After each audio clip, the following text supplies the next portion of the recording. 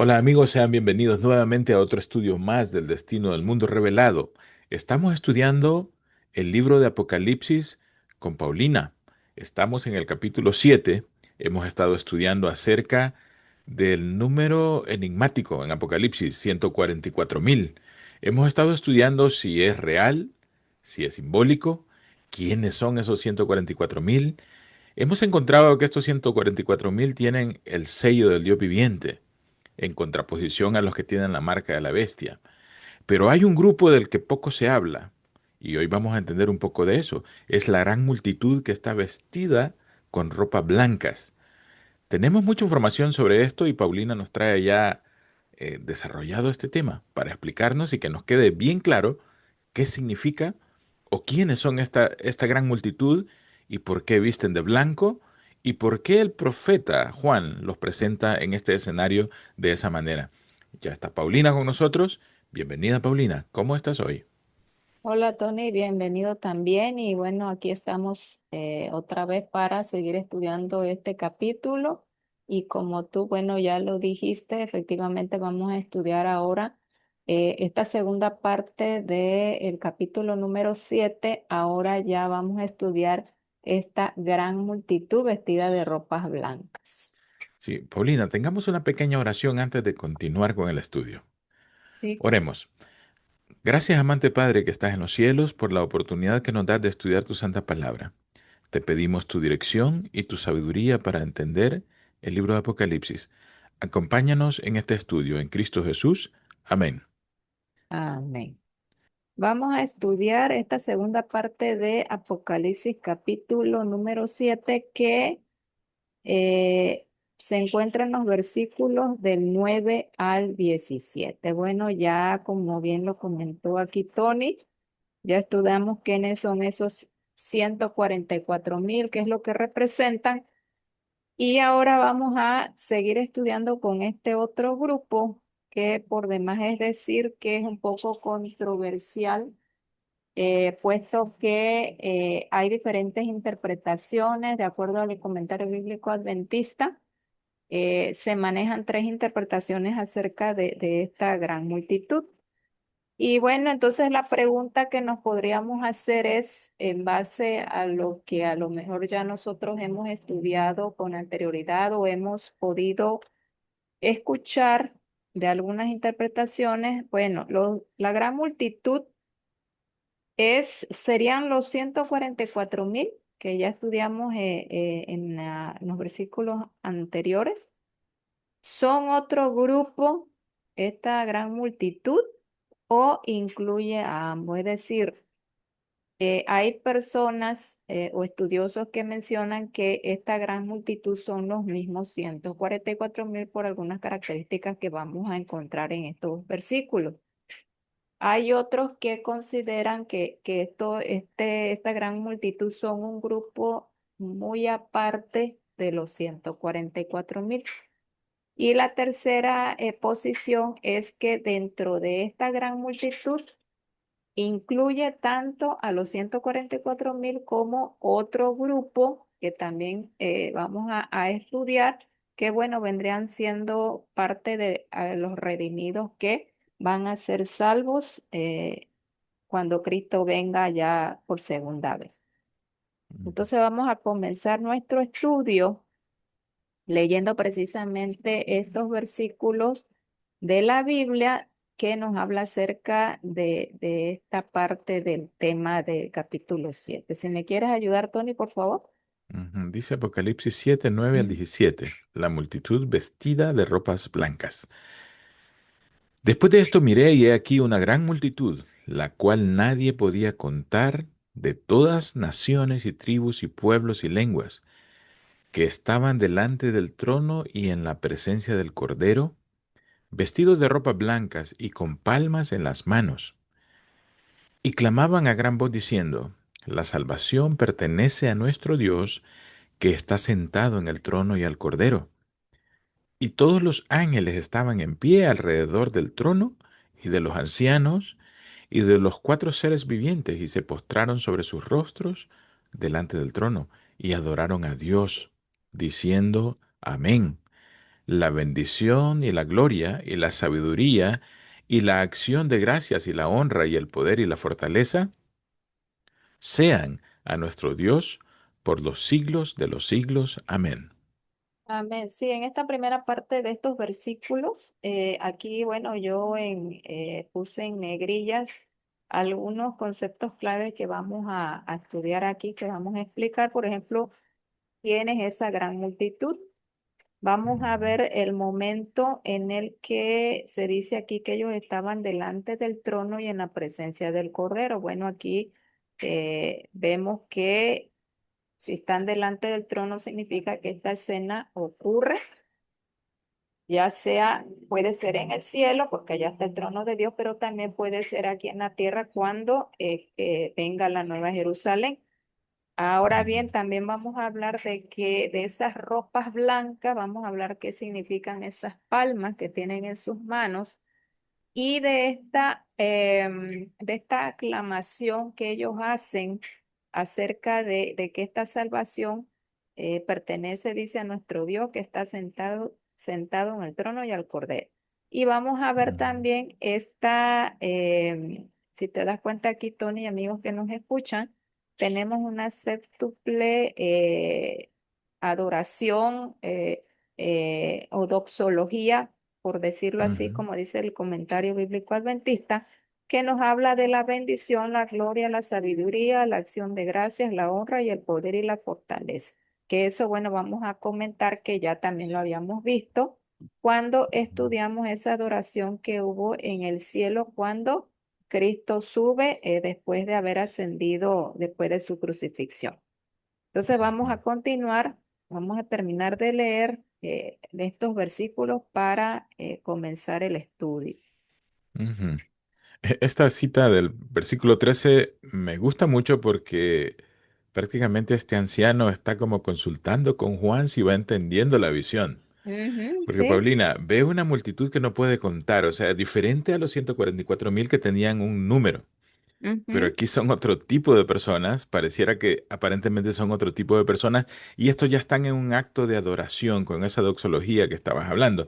Y mira lo sí. que dice este anciano, el 13. Y es bonito porque el profeta está ya interactuando con un elemento de la visión. Esto es maravilloso aquí en Apocalipsis. Dice, entonces uno de los ancianos habló diciéndome, estos que están vestidos de ropas blancas, ¿quiénes son? ¿Y de dónde han venido? En el 14 Juan interactúa y le contesta, yo le dije, Señor, tú lo sabes. Y él me dijo, estos son los que han salido de la gran tribulación. Aquí está otra pista. Y han lavado Ujú, sus ropas y las han emblanquecido en la sangre del Cordero. Por esto están delante del trono de Dios y le sirven día y noche en su templo. Y el que está sentado sobre el trono extenderá su tabernáculo sobre ellos. Ya no tendrán hambre ni sed, y el sol no caerá más sobre ellos, ni calor alguno, porque el Cordero que está en medio del trono los pastoreará y los guiará a fuentes de aguas de vida, y Dios enjugará toda lágrima de los ojos de ellos. Sí, en estos versículos nosotros vamos a recordar y vamos a explicar aquí otra vez quién es este uno de los ancianos que le habla a Juan, Ujú, como preguntándole algo, por decir así, como si él no supiera, ¿verdad? Pero como ujú, tú dijiste, Tony, pues es una manera de cómo saber si Juan está, pues está atento, ¿no? A la visión que se le ujú. está La va mostrando. entendiendo, sí. Exactamente. Y también vamos a estudiar aquí una parte que nos habla de la gran tribulación. Ujú, ¿Por qué? Porque dentro de las características que aquí encontramos, se ha establecido esa interpretación de que esta gran multitud son los mismos 144,000 que estudiamos en los versículos anteriores. Entonces, vamos a ver de acuerdo a la Biblia y al espíritu de profecía qué es lo que significa esto, porque recordemos que la Biblia se explica a sí misma. O sea, no vamos a ujú, dar nuestra propia opinión, sino vamos a ver cómo nos contesta la Biblia en cuanto a este punto. ujú, Ok, bueno.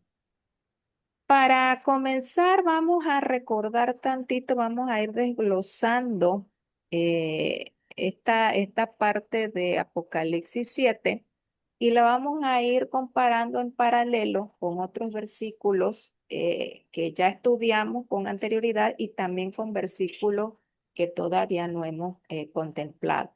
¿Por qué? Porque recordemos que el Apocalipsis así se tiene que estudiar, o sea, yéndonos de atrás hacia adelante y aunque no hayamos estudiado algunos capítulos posteriores, esos capítulos nos dan la respuesta de lo que nosotros estamos estudiando aquí.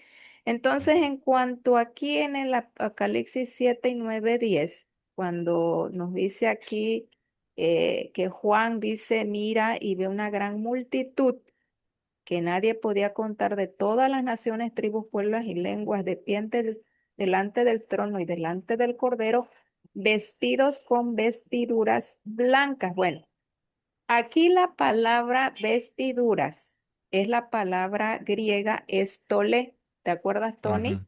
Cuando estudiamos Exacto. ya acerca de las vestiduras, el gimatión, el Ujú, estolé, vimos que esta era una túnica larga, ¿sí? Que era como representativo de dignidad, ¿sí?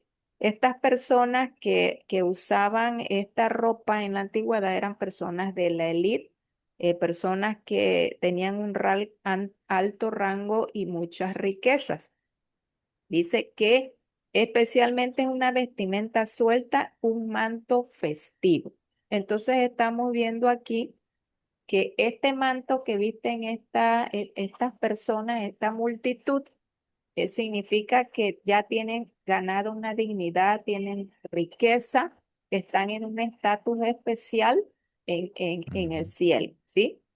Ahora, dice que tenían palmas en las manos y clamaban a gran voz diciendo, la salvación, que es la palabra griega sotería, que significa rescate o liberación. Bueno, en el contexto que estamos estudiando, vamos a ver que efectivamente estos redimidos proclaman esta alabanza porque pues sabemos que el Señor Jesucristo, bueno, fue el que nos libera del pecado y que también viene a liberar a su pueblo en el último gran conflicto. Bueno, entonces vemos cómo aquí estamos hablando de una multitud que tiene un alto rango, que tiene riquezas, son personas dignas, ¿sí? Y aclaman a Dios por la liberación y el rescate que hizo de ellos. Estas hojas de palma son bastante significativas porque, mira, es bien interesante que cómo lo entienden los receptores del primer siglo de la era cristiana de este libro de Apocalipsis. Estas hojas de palma siempre habían sido un símbolo de triunfo y victoria. Por ejemplo, cuando bajo la conducción de los macabeos, Jerusalén fue liberada de la opresión religiosa de Antíoco Epifanes. La gente lo celebró con estas hojas de palmas y cantando con arpas y cantando salmos.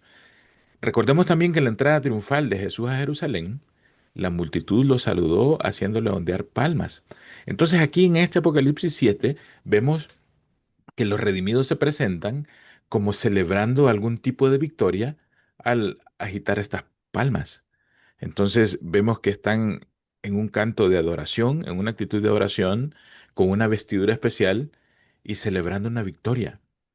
Sí, sí. De hecho, vamos a ver esa parte también cuando lleguemos a ese punto. Vamos a ver qué es lo que significan estas palmas. Tú ya lo comentaste ahorita, pero vamos a ver también una cita del Espíritu de Ok. Profecía donde nos habla acerca de las palmas. Bueno. Si nosotros hacemos un paralelo con Apocalipsis 5 de 9 al 10 Ujú. que ya estudiamos, cuando hablamos de estos seres vivientes y los 24 ancianos, ellos dicen que cantaban un cántico nuevo.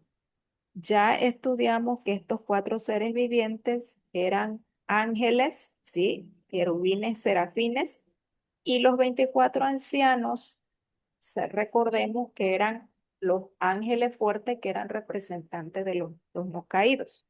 Ahora, estos también en ese capítulo decían, digno eres de tomar el libro y de abrir sus sellos, porque tú fuiste inmolado y con tu sangre compraste para Dios a gente de toda tribu, lengua, pueblo y nación, y los has hecho un reino y sacerdotes para nuestro Dios y reinarán sobre la tierra. Entonces, vemos que en esta parte de la Biblia es un paralelismo de lo que menciona Apocalipsis 7 cuando habla de esa gran multitud que pertenece a toda nación, tribu, pueblo y lengua. Podríamos decir entonces que Apocalipsis 5 y 9, 10 está en el mismo contexto histórico de Apocalipsis 7, 9 al 10.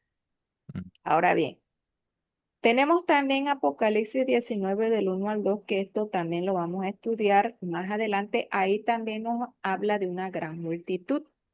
Dice, después de esto oí como una gran voz de una gran multitud en el cielo que decía, aleluya, la salvación, que es la misma palabra griega sotería que vemos aquí en Apocalipsis 7, y la gloria y el poder pertenecen a nuestro Dios. Otra doxología, otra alabanza que se le hace aquí al Señor.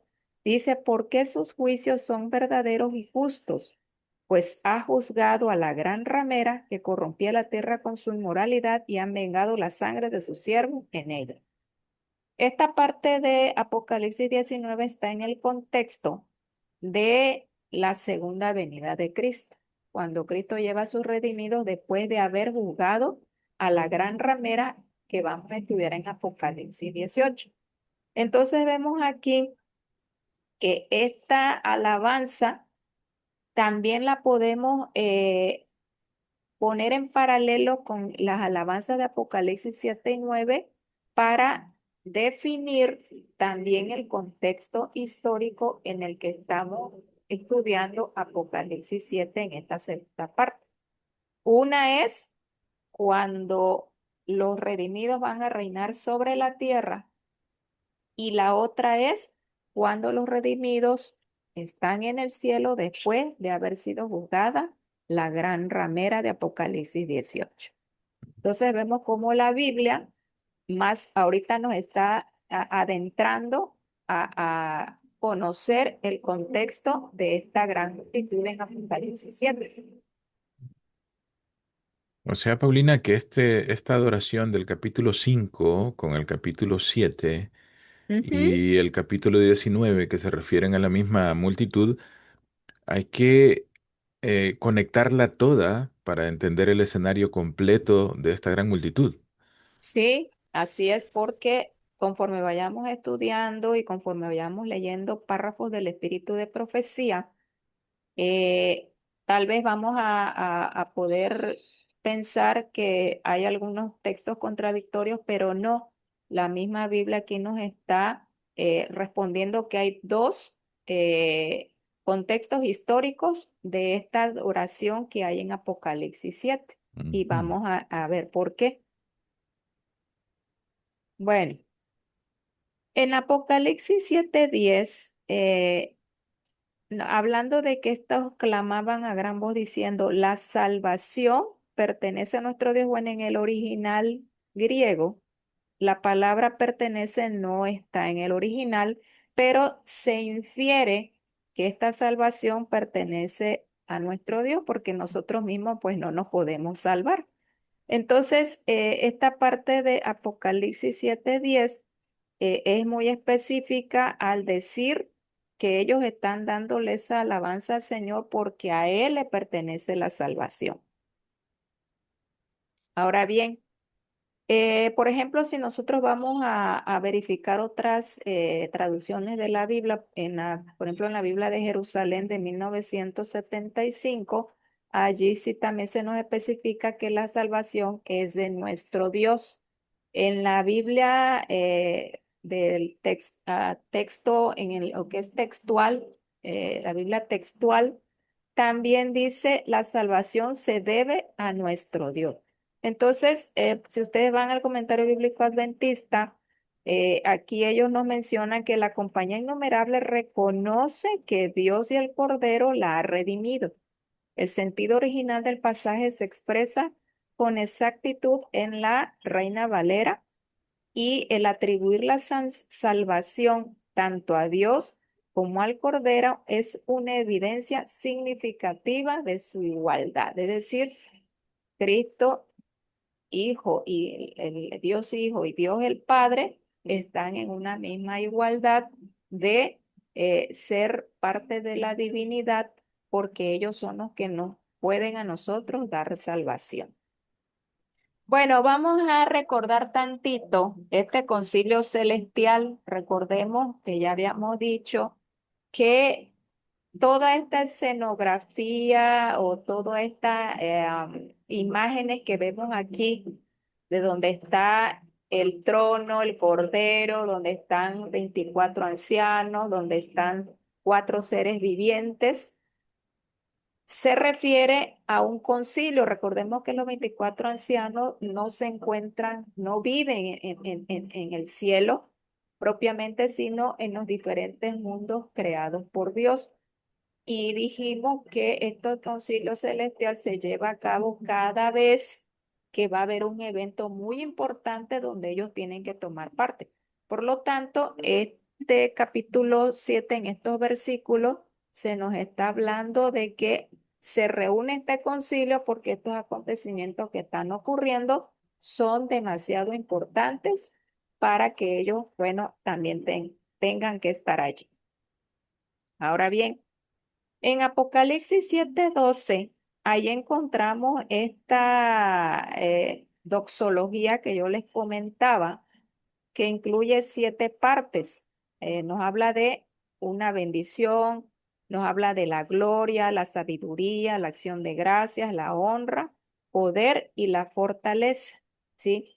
Esta es una doxología sextuple de acuerdo con el comentario bíblico adventista. Ahora, si nosotros lo comparamos con lo que estudiamos en Apocalipsis 5 del 11 y 12, allí vemos, también estudiamos una doxología sextuple, pero que va a variar un poquito de la que nosotros estamos estudiando aquí. Por ejemplo, yo puse en diferentes colores eh, estas expresiones que son las mismas que encontramos en Apocalipsis 5. Por ejemplo, lo que es en azul tenemos gloria, sabiduría, honra, poder y fortaleza. Entonces vemos que si nosotros comparamos Apocalipsis 7:12, esta doxología con Apocalipsis 5, aquí las palabras que ya les mencioné que las tengo en azul, también en Apocalipsis 5 encontramos también el poder, la sabiduría, la fortaleza, la honra y la gloria. Hay una pequeña variante, por ejemplo, en Apocalipsis 7 nos habla de bendición y nos habla de acción de gracias. En Apocalipsis 5 nos habla de riquezas y nos habla de alabanza. Bueno, yo buscando, a ver, si era la misma doxología, solamente que algunas palabras tal vez tengan el mismo significado, pero expresadas de diferente manera en el original. Por ejemplo, vemos que la palabra bendición, que es la palabra griega eulogia, nos habla acerca de qué significa hablar bien, adoración, alabanza y bendición.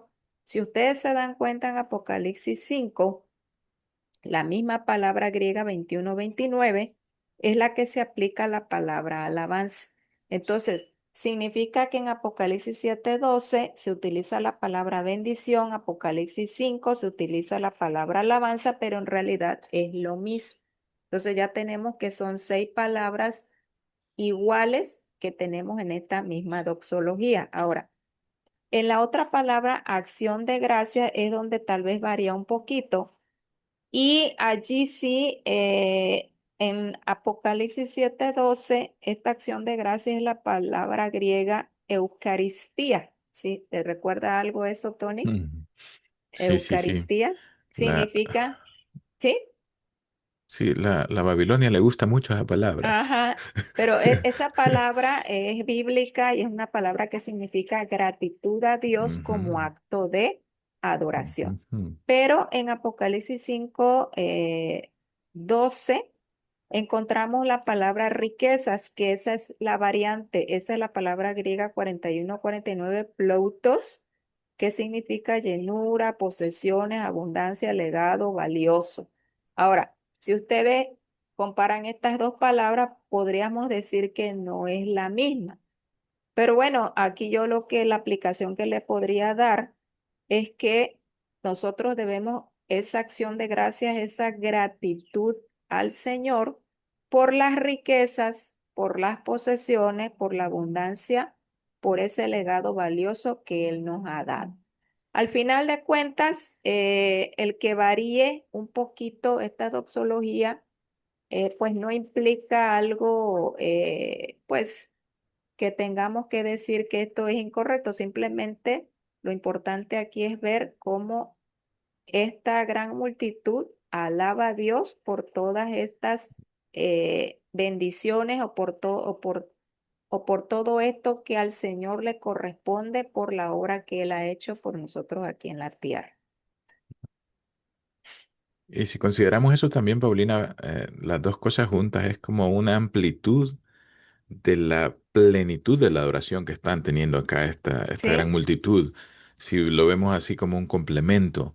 O también Así es. podemos creer que en una escena que se le muestra a Juan, tienen cierto tipo de canto y aquí le están con el mismo canto, pero con otros elementos, pero al final hace algo completo y Ujú. plena esta adoración aquí ¿Sí? frente al trono. Sí, porque es una doxología séptuple que ya dijimos que el Ujú. número 7 pues significa la perfección, ¿no?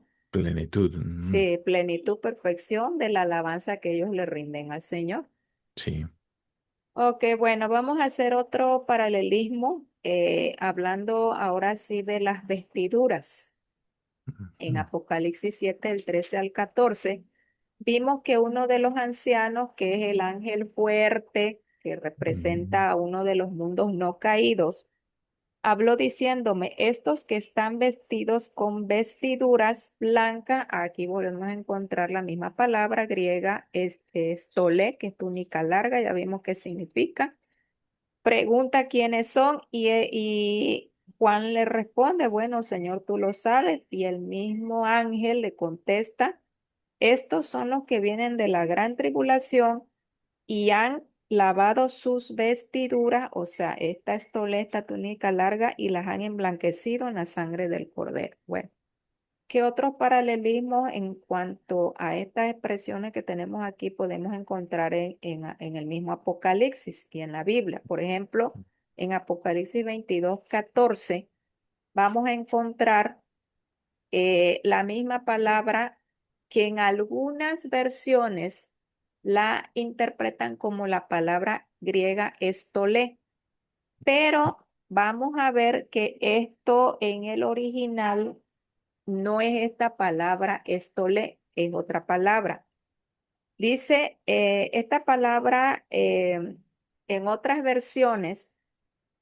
menciona bienaventurados los que guardan sus mandamientos. La palabra mandamientos es la palabra griega entolé. Si tú te das cuenta, Tony, se dan cuenta, amigos, que es muy similar a la palabra estolé. Entolé y estolé se parecen, por lo tanto, algunos quizás cayeron en esa confusión de interpretarla como vestiduras y lavar las vestiduras para que tengan, dice, derecho al árbol de la vida y para entrar por las puertas a la ciudad. Bueno, tenemos una cita del Espíritu de Profecía donde la hermana toma este versículo y ella misma ahí nos explica qué cosa es lo que representa realmente, si este versículo nos habla de lavar vestidura o nos habla de guardar sus mandamientos. Ujú. Y si me quieres ayudar a leerla, por favor, Tony. Dice de esta manera, esta está en la Review and Herald, Ujú. el 10 de junio del 1852, dice que quienes quebrantan la ley de Dios y enseñan a otros a hacerlo, nos denuncien como caídos en desgracia por guardar sus 10 preceptos inmutables, no nos perjudicará. Tenemos la satisfacción de saber que, mientras ellos maldicen, Jesús ha pronunciado una bendición. Dice el verdadero testigo, el unigénito del Padre: bienaventurados los que guardan sus mandamientos, para que tengan derecho al árbol de la vida y puedan entrar por las puertas en la ciudad. Sí, entonces aquí vemos que ella específicamente aplica a los mandamientos de Dios, ¿sí? No, no es alaban sus vestiduras, sino los que guardan sus mandamientos. ¿Por qué? Porque ellos son los que van a tener derecho al árbol de la vida. Y vemos que estas escenas de Apocalipsis 7 están en un contexto donde ya estos que están vestidos de ropas blancas, que sabemos que es la justicia de Cristo, pero esa justicia no se puede alcanzar pues si realmente nosotros no guardamos los mandamientos.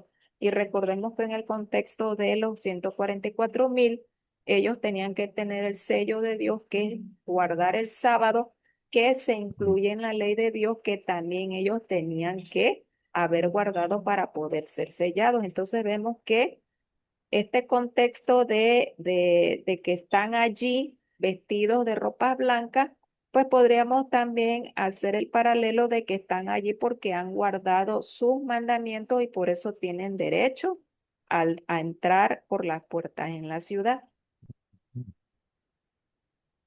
Sí, el acto de guardar mandamientos es el acto de amar a Jesús también. Si me amáis, guardad mis mandamientos. Así es. Bueno, en esta parte también nos habla, nos dice el ángel aquí, que esta gran multitud dice que son los que vienen de la gran tribulación. En la gran tribulación, nosotros ya estudiamos cuando vimos Mateo 24, del 21 al 29, nos dice que porque habrá entonces una gran tribulación tal como no ha acontecido desde el principio del mundo hasta ahora, ni acontecerá jamás. Y bueno, el 29 ya nos dice que, pero inmediatamente después de la tribulación de esos días, ya nosotros estudiamos que esa tribulación correspondía primordialmente a los 1260 años de persecución de la iglesia papal a la iglesia de Cristo. Y de allí, antes de que termine 1798, se acorta la tribulación y vienen todas las señales que nosotros ya estudiamos en el sexto sello.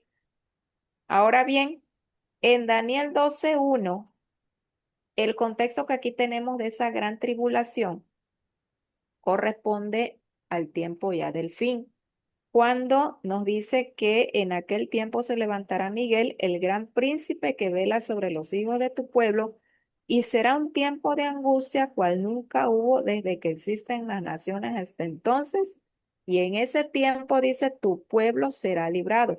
Recordemos que aquí esta gran multitud, ¿qué es lo que está clamando? Está agradeciendo y le está dando honra porque la salvación, dice, o la liberación pertenece a Dios y a Cristo. Ahora, ellos están en ese contexto de esta gran tribulación que hubo antes de que Cristo viniera y dice que en ese tiempo iba a ser librado el pueblo, todos los que se encuentren inscritos en el libro. Entonces, aquí podríamos deducir que en este contexto el ángel nos está hablando de una gran tribulación, pero que la pudiéramos considerar como esa gran tribulación que hubo en esos 1260 años y también esa gran tribulación que va a haber antes de que Cristo aparezca en la tierra. Pero más adelante vamos a comprender mejor que esta tribulación abarca mucho más, ¿sí? Pero bueno, aquí tenemos los paralelos para que vayamos entendiendo que la misma Biblia nos está explicando el contexto de Apocalipsis 7. Ok. Bueno, vamos a recordar nada más tantito en unas citas que muy interesantes que encontré de estas vestiduras blancas, lo que significan. Mm. Dice acá, debe dedicarse mucho tiempo a la oración para que las vestiduras de nuestro carácter sean lavadas y emblanquecidas en la sangre del Cordero. ¿Sí? Entonces, al hablar el ángel acerca de estos que están allí, que están vestidos de ropas blancas, significa que están allí porque su carácter fue lavado, fue perfeccionado en la sangre de Cristo. O sea, volvemos a lo mismo. Ellos están allí porque tienen un carácter especial. ¿Tenemos otra cita? Dice, no se trataba de hacer vestidos de ascensión, pero todos sentían la necesidad de una prueba interna de que estaban preparados para recibir al Salvador. Sus vestiduras blancas eran la pureza del alma y un carácter purificado de pecado por la sangre expiatoria de Cristo. Sí, entonces, ¿qué significan vestiduras blancas? Pureza de alma y carácter Carácter. purificado del pecado. Por eso están allí Ujú. con ropas blancas y delante de la presencia del Cordero. Otra cita. Las vestiduras blancas son la justicia de Cristo que debe ser labrada en el carácter. La pureza de corazón y de motivos caracterizará a todo aquel que esté lavando sus ropas y las esté emblanqueciendo en la sangre del Cordero. Esta es la Review Herald del 24 de julio de 1888.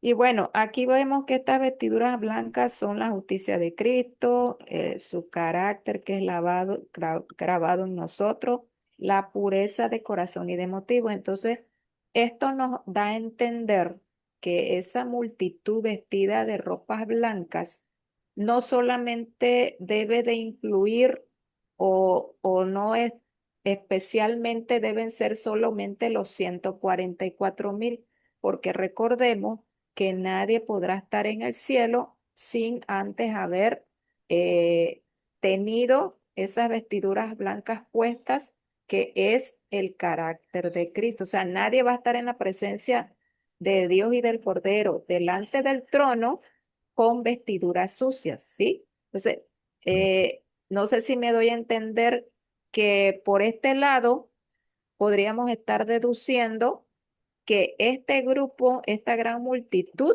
no solamente incluye o no solamente allí se encuentran los 144,000.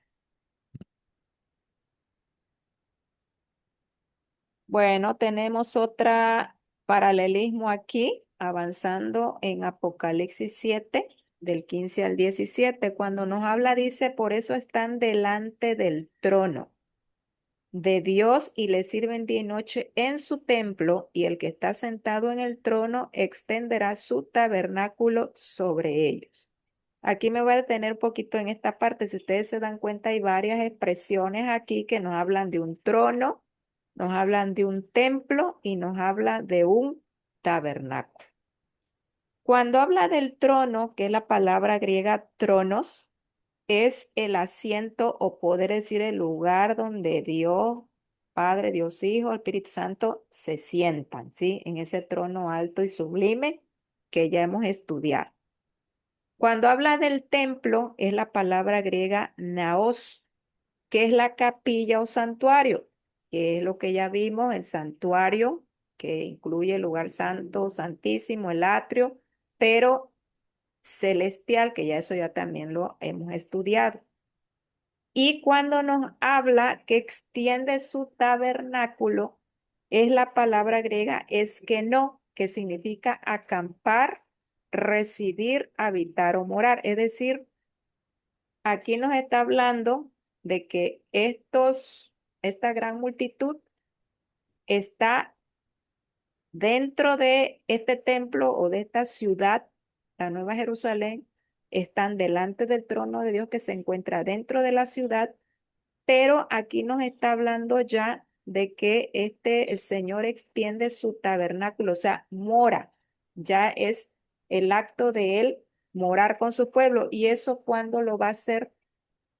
Eso lo hará cuando regrese por tercera vez y se establezca la Nueva Jerusalén aquí en la tierra. Entonces, allí estamos viendo que este ángel está llevando a Juan en su visión hasta después del milenio, ¿sí?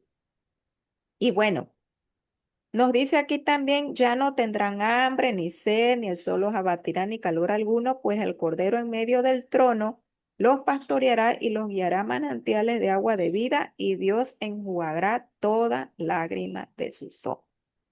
Si nosotros vamos al paralelismo en Apocalipsis 21, 3 al 4, que ya nos habla de la Nueva Jerusalén, aquí nos dice, entonces oí una gran voz que decía desde el trono, la misma palabra griega, tronos, que vimos en Apocalipsis 7, 15, y dice, he aquí el tabernáculo, es decir, aquí ya nos está hablando en Apocalipsis 21, en el contexto cuando ya la santa ciudad desciende a esta tierra para que el Señor habite con su pueblo. O sea, estamos yéndonos más allá del milenio. Dice aquí, de Dios está, dice, entre los hombres, porque recordemos que Él va a vivir aquí con nosotros en la tierra. Y Él habitará entre ellos, y ellos serán su pueblo, y Dios mismo estará entre ellos. Y aquí ya menciona la misma frase que le está mostrando aquí, que le está diciendo el ángel a Juan. Dice, él enjugará toda lágrima de sus ojos, y ya no habrá muerte, ni habrá más duelo, ni clamor, ni dolor, porque las primeras cosas han pasado. Entonces, ¿qué podemos deducir aquí, Tony, de estos pasajes que estudiamos aquí? Entonces, Ujú, también podemos deducir en base a este paralelismo de Apocalipsis 21 que ujú, nos quiere decir que el ángel se está remontando a esta gran multitud viéndola después del milenio, ¿sí? ujú, Cuando ya aquí Cristo esté tabernaculando con nosotros, como así se le llama, cuando Él va a residir y morar, y cuando Él ya va a borrar toda lágrima, ¿sí? Y ya no va a haber más llanto, ni clamor, ni dolor. Entonces vemos cómo la misma Biblia, el mismo Apocalipsis nos va explicando lo que está diciendo aquí el ángel. Por ejemplo, en Apocalipsis 22, del 3 al 4, ahí nos vuelve a repetir, dice, y ya no habrá más maldición, y el trono, o sea, el asiento, el poder del Señor, de Dios y del Cordero estará allí, y sus siervos le servirán. Ellos verán su rostro y su nombre estará en sus frentes. Ya dijimos que el nombre significa el carácter. Por eso estos están vestidos de vestiduras blancas porque tienen el carácter de Cristo. Ahora, aquí también nos menciona que ese trono estará con ellos, también haciéndonos referencia al después del milenio cuando ya se establezca aquí la Nueva Jerusalén. Bueno, en otra parte de la Biblia nos vamos a ir a Isaías, que ahí nos habla Isaías, también nos da una vislumbre del contexto histórico de estos eventos de Apocalipsis 7, relacionándolos con las mismas palabras que usa el ángel para mencionar pues todo esto que hemos leído aquí en estos versículos de Apocalipsis 7. Por ejemplo, el consolador. ¿Quién es el consolador? Nosotros sabemos que ahorita en estos momentos el consolador es el Espíritu Santo porque Cristo está por nosotros intercediendo en el santuario. Pero cuando Cristo venga a esta tierra, ¿sí? Ya Él va a ser nuestro consolador, y así lo mismo lo menciona Isaías 25:8 cuando dice, Él destruirá la muerte para siempre, y el Señor Dios enjugará las lágrimas de todos los rostros y quitará el oprobio de su pueblo de sobre toda la tierra, porque el Señor ha hablado. Él, Isaías también nos está hablando aquí en el contexto de la tierra nueva, de toda la tierra, cuando ya va el Señor a quitar todo el sufrimiento, que es el mismo contexto histórico de Apocalipsis 7, del 15 al 17. Y en Isaías 49, 10 y versículo 13 también nos dice, no pasarán hambre ni sed, no los herirá el calor abrasador ni el sol, porque el que tiene compasión de ellos los guiará y a manantiales de agua los conducirá. Prorrumpid montes en gritos de alegría. El Señor ha consolado a su pueblo y de sus afligidos tendrá compasión. De la lectura de este pasaje, lo que nosotros podemos concluir es que Isaías se está refiriendo a toda la tierra y a todo el pueblo de Dios. No está hablando específicamente de un grupo, ¿sí? Como muchos podrían pensar que este pasaje de Apocalipsis 7 en esta parte se refiere únicamente a los 144,000. Aquí la misma Biblia nos está dejando ver que no puede ser nada más los 144,000 porque el ángel utiliza las mismas expresiones que en el Antiguo Testamento ya se les había dado a estos profetas para que ellos las manifestaran al pueblo. La idea que está tratando de dar aquí el profeta es que incluye a todos los redimidos de todas las edades, desde el Exacto. inicio de la fundación del mundo hasta el último momento en que Jesús viene, están incluidos acá en esta gran multitud. Sí, entonces vemos cómo la misma Biblia nos va contestando, sí, las Ujú, preguntas que nos hicimos al principio. ujú. Ok, ahora bien, comentando lo que tú ya nos habías dicho, Tony, acerca de estas palmas, que qué es lo que representan, tú ya dijiste, bien dijiste que cuando Cristo entra, va a entrar a Jerusalén, por ejemplo en Juan 12, del 12 al 13, tenemos lo que es la entrada triunfal. Ahí vimos que también hay una gran multitud. Dice, al día siguiente, cuando la gran multitud que había venido a la fiesta oyó que Jesús venía a Jerusalén, tomaron hojas de las palmas y salieron a recibirle y gritaban, Hosana, bendito el que viene en el nombre del Señor, el Rey de Israel. Vemos que este es un paralelismo con esta adoración, esta doxología que hace este pueblo que está allí reunido, que es una gran multitud, también tienen palmas en las manos como símbolo de victoria, como tú bien lo dijiste, y están en esta parte donde Cristo entra triunfal a Jerusalén, también lo están aclamando como rey, el rey de Israel. Bueno, en ese momento los redimidos lo estarán proclamando como rey del mundo, del universo. Entonces vemos que efectivamente las palmas representan lo que es la victoria. Aquí en el manuscrito 23, el escrito profecía nos dice lo siguiente. Las palmas significan que han ganado la victoria y los mantos blancos que han sido revestidos con la justicia de Cristo.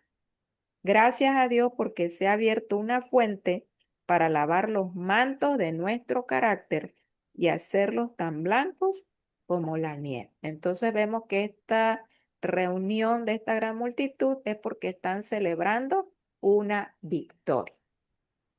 Bueno, ya después de ver esta explicación que la misma Biblia nos ha ido proporcionando para ir viendo ir descubriendo qué es lo que el ángel aquí nos trata de decir, vamos a estudiar unas porciones del conflicto de los siglos donde el Espíritu de Profecía nos habla acerca tanto de los 144,000 como de la gran multitud. Y vamos a sacar algunas conclusiones que nos van a ir llevando a definir también junto con la Biblia quiénes son esta gran multitud. Así que vamos a leer del conflicto de los siglos el capítulo 41 que nos habla acerca de la liberación del pueblo de Dios, ¿sí? Es un capítulo donde ya prácticamente Cristo ya está por a descender a la tierra para liberar a su pueblo que está siendo oprimido por esta triple alianza babilónica. Y bueno, vamos a leer este capítulo 41, una porción de este capítulo. Dice así, delante del trono sobre el mar de cristal, ese mar de vidrio que parece revuelto con fuego, por lo mucho que resplandece con la gloria de Dios, se halla reunida la compañía de los que salieron victoriosos, de la bestia y de su imagen, y de su señal y del número de su nombre, con el Cordero en el monte de Sión, teniendo las arpas de Dios, están en pie los 144,000 que fueron redimidos de entre los hombres. Se oye una voz como el estruendo de muchas aguas y como el estruendo de un gran trueno, una voz de tañedores de arpa que tañían con sus arpas, cantan un cántico nuevo, delante del trono, un cántico que nadie podía aprender sino aquellos 144,000. Es el cántico de Moisés y del Cordero, un canto de liberación. Ninguno, sino los 144,000, pueden aprender aquel cántico, pues es el cántico de su experiencia, una experiencia que ninguna otra compañía ha conocido jamás. Sí, si aquí nos damos cuenta, ella está hablando específicamente de los 144,000 y ella le está Ujú, aplicando algunas características de esta parte de Apocalipsis 7 que se refiere a la gran multitud. ujú, Así que nosotros podríamos decir, o es lo que de esta lectura, de estos pasajes, es que muchos han interpretado que esas características que menciona Apocalipsis 7 de la gran multitud corresponden únicamente a los 144,000. ¿Por qué? Porque ella aquí se los está aplicando específicamente a este grupo. Pero bueno, vamos a seguir leyendo para que podamos entender mejor. Dice, son estos los que siguen al Cordero por donde quiera que fuere, habiendo sido trasladados de la tierra de entre los vivos, son contados por primicias para Dios y para el Cordero. Estos son los que han venido de grande tribulación, han pasado por el tiempo de angustia cual nunca ha sido desde que ha habido nación. Han sentido la angustia del tiempo de la aflicción de Jacob. Han estado sin intercesor durante el derramamiento final de los juicios de Dios, pero han sido librados, pues han lavado sus ropas y las han emblanquecido en la sangre del Cordero. En sus bocas no ha sido hallado engaño, están sin mácula delante de Dios. Por esto están delante del trono de Dios y le sirven día y noche en su templo. Y el que está sentado sobre el trono tenderá su pabellón sobre ellos. Sí, aquí en esta parte también podemos ver que ella le sigue aplicando exclusivamente a los 144,000 estas características de Apocalipsis 7, 14 y 15 que Ujú, corresponden a esta gran multitud. ujú. Continuamos. Dice, ¿han visto la tierra asolada con hambre y pestilencia? Al sol que tenía el poder de quemar a los hombres con un intenso calor, y ellos mismos han soportado padecimientos, hambre y sed, pero no tendrán más hambre ni sed, y el sol no caerá sobre ellos, ni otro ningún calor, porque el Cordero que está en medio del trono los pastoreará y los guiará a fuentes vivas de aguas, y Dios limpiará toda lágrima de los ojos de ellos. Hasta aquí vemos que ella sigue aplicando exclusivamente a los 144,000 las características de esta gran multitud, Ujú, eh, haciéndonos pensar que ella pues nos está diciendo que esa gran multitud son los 144,000. ujú. En todo tiempo, los elegidos del Señor fueron educados y disciplinados en la escuela de la prueba. Anduvieron en los senderos angostos de la tierra, fueron purificados en el horno de la aflicción, por causa de Jesús, sufrieron oposición, odio y calumnias. Le siguieron a través de las luchas dolorosas, se negaron a sí mismos y experimentaron amargos desengaños. Por su propia dolorosa experiencia conocieron los males del pecado, su poder, la culpabilidad que entraña y su maldición y lo miran con horror. Sí, entonces aquí ella ya pasa de los 144.000, ya se va a explicar, dice que en todo tiempo, lo que tú comentabas, Tony, que aquí Ujú, tendríamos que considerar a todos los redimidos desde ujú, el primer, desde Adán hasta el último, porque ella dice ujú, en todo tiempo, y aquí nos habla de que ellos estuvieron en una escuela, disciplinados en la escuela de la prueba, refiriéndose también a esta parte de Apocalipsis 7 que nos habla de esta gran tribulación, porque ellos también fueron atribulados. Entonces, vamos a seguir leyendo. ujú. Dice, al darse cuenta de la magnitud del sacrificio hecho para curarlo, se sienten humillados ante sí mismos y sus corazones se llenan de una gratitud y alabanza que no pueden apreciar los que nunca cayeron. Aman mucho porque se les ha perdonado mucho. Habiendo participado de los sufrimientos de Cristo, están en condición de participar de su gloria. Los herederos de Dios han venido de buhardillas, chozas, cárceles, cadalzos, montañas, desiertos, cuevas de la tierra y de las cavernas del mar. En la tierra fueron pobres, angustiados, maltratados.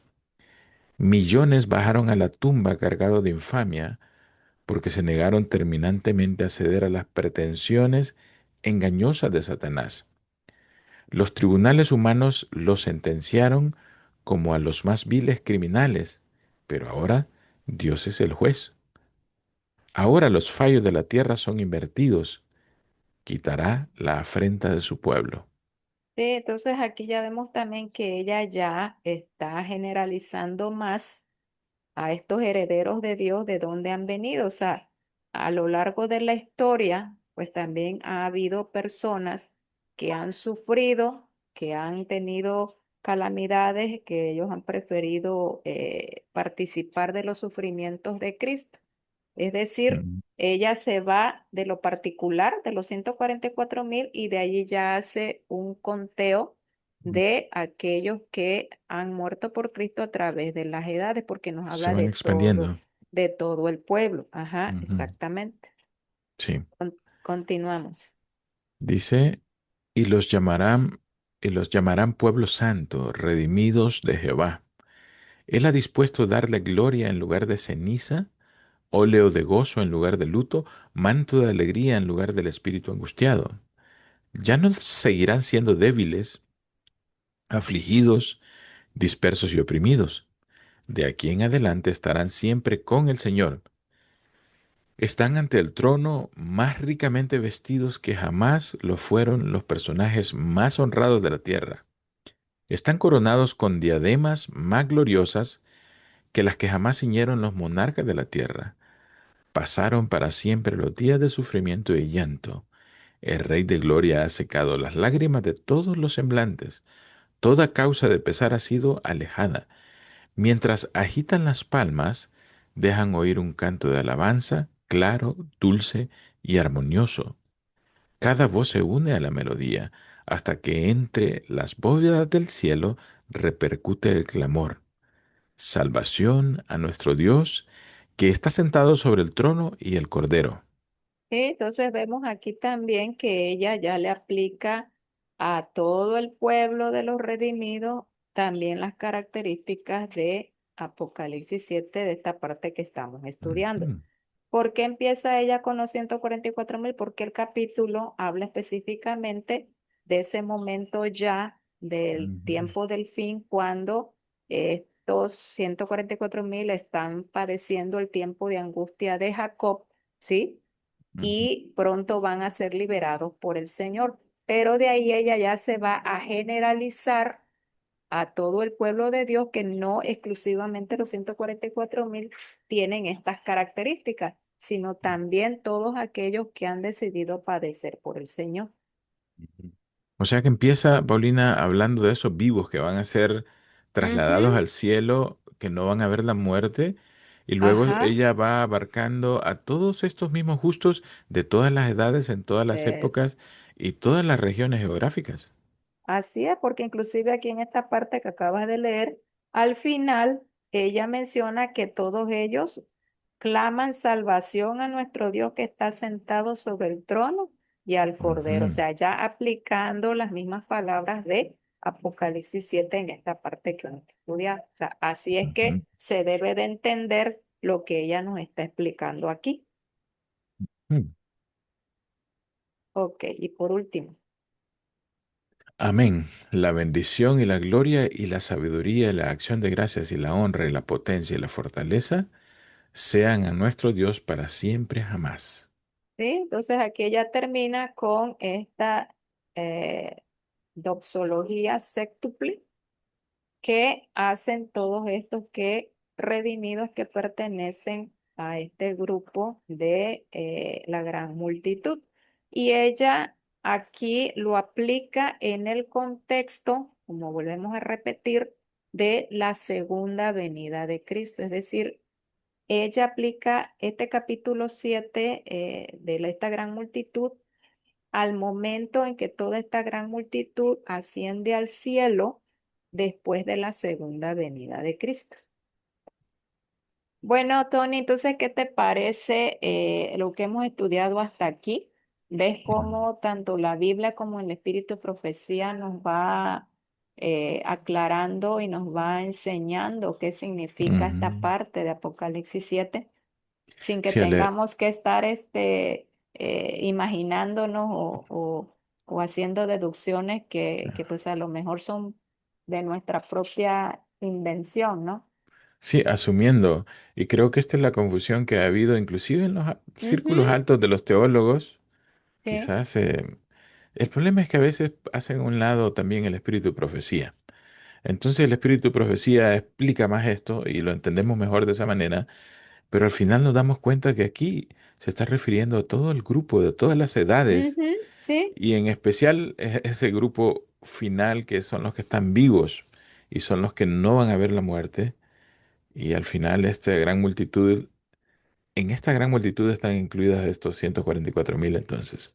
sí, así es, Tony. Y bueno, yo creo que también lo que sucede a veces es que no leemos correctamente el espíritu de profecía. O sea, Ujú. solamente leemos una parte, pero no nos vamos a todo el contexto de lo que ella nos está explicando para poderle entender. Porque si nosotros lo leemos así de lleno a como leímos la primera parte y hasta ahí nos quedamos, pues vamos a concluir que efectivamente son nada más los 144.000. Pero ya Sí. al leer toda esta parte, ya nos damos cuenta de que realmente también la hermana White se le muestra que esta gran multitud tanto incluye a los 144.000 como a Ujú, todos los redimidos de todas las edades. ujú, Pero en este capítulo que leíste ahora, pues es en el contexto de la segunda venida.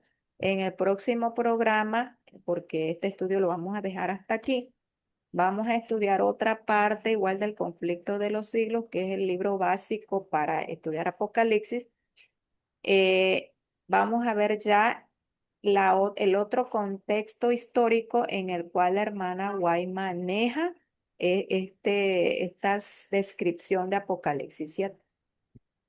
y creo que la confusión que se ha dado, Paulina, se debe a la interpretación original de los 24 ancianos, tú recuerdas Sí. de esto.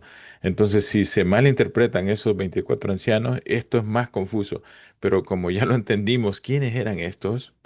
Ahora es un poco más sencillo entender a qué se refiere esta gran multitud y estos 144.000, que no son dos grupos distintos, no son dos personas con características diferentes. Es el mismo grupo, solo que Ujú. los 144.000 son aquellos vivos que van a estar en medio de la gran tribulación y van a ver con sus ojos venir a Jesús en las nubes de los cielos. Así es. Así que les invito a los amigos que nos acompañen en el próximo estudio, que le den like aquí al video, que lo compartan con las personas que quieren saber un poco de esto, del libro de Apocalipsis. Y bueno, nos estaremos viendo, Paulina.